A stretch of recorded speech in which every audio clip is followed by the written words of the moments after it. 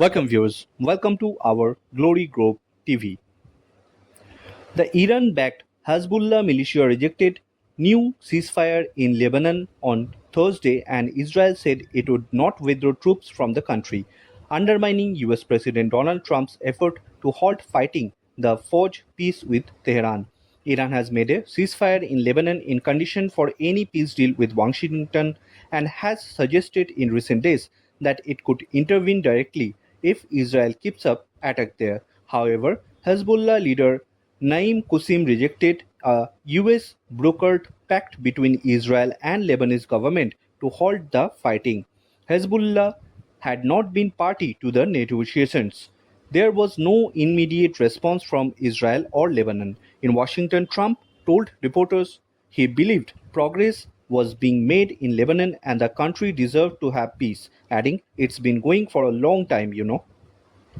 Israel kept up strikes in southern Lebanon. However, the defense minister Israel Katz said its force would not withdraw and halt operation in the country, which they invaded in March in parallel with the Iran war. The commander of Iran's Revolutionary Guards Quad Force was established. Hezbollah in 1982 said Israel must at a minimum withdraw to position in hell before the war began.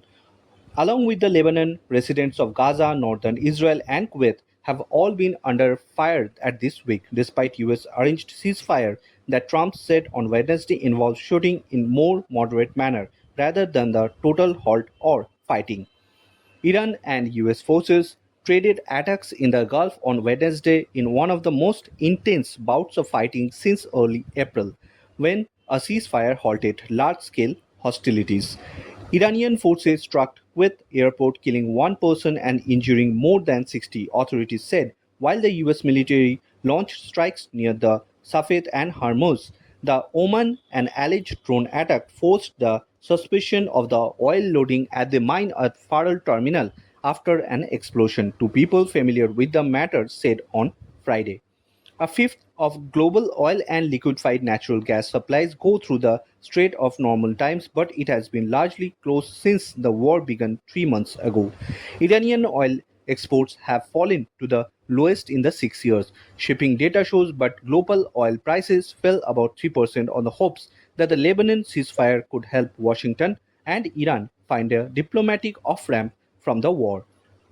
There has been a little evidence of diplomatic progress, though Trump has repeatedly declared since late March that the deal is closed. Trump, under pressure at home to bring down fuel prices ahead of the November's congressional election, received a rare rebuke from the House of Representatives on Wednesday when it voted block him from continuing the war, a largely symbolic gesture as Trump is unlikely to sign it into a law.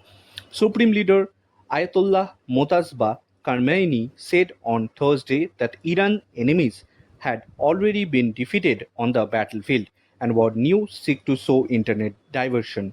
Khamenei has not been seen in public since he succeeded its father, who was killed in an airstrike on the start of the war.